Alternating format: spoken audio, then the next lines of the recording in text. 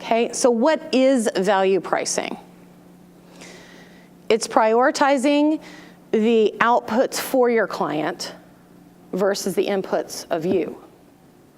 Okay, so what your client gets is more important than how long it takes you to do it.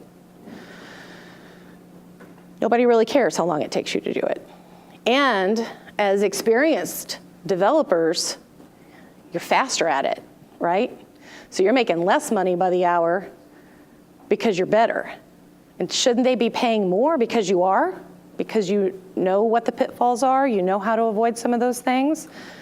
Think about that as part of it. So the solution the client gets is their output. That's the thing that's saving them or making them money. They are not asking for something to be developed because they think it's fun. They need it for a financial reason to help their company. And that financial reason has monetary value, or else they wouldn't spend money to create it. So they need to be getting a return on their investment. And that's really what value pricing does, is the theory of it is that the developer or the business owner or the provider is capturing a small percentage of the overall ROI that the client is getting from it. There are some huge benefits for your business to this. One is no more time tracking. Imagine if you didn't care how long it took you to do things. That is not the, uh-oh, what happened? Can you all see over here? Okay. Imagine if you didn't have to worry about it. It doesn't matter how long it takes. That does not equate to, I miss my deadline. That's not the same thing. Duration is not the same as the input of how many hours. So no more time tracking. You don't have to mess with it. No more sending an invoice and ducking. No, please pay it. Please pay it. Don't ask me about it. I know it's a lot of hours. Please pay it. You don't have to do that anymore. Most value pricing projects are paid up front. So you get the full money before you even start.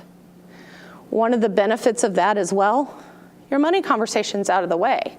You're done talking about money, how many hours it's going to take, all those things. You don't have to have that conversation. You're left to develop a relationship with your client and focus on delivering the value that you agreed up front that they would get from the product that you're building for them. It also forces you very much to want your projects to stay in scope, right? It makes it a lot easier to say, I gave you this price based on these things. If something's got to give, I can't do that as part of this.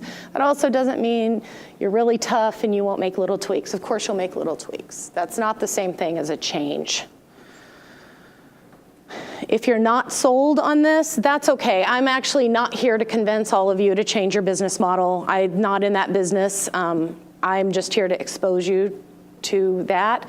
One way you can try, though, without getting into the sometimes invasive and uncomfortable Q&A that you have to have with a client before you've delivered or developed a relationship with them in value pricing, is to try a fixed price project. It's a good step. To be able to value price, you have to know what the value is, and that sometimes involves asking,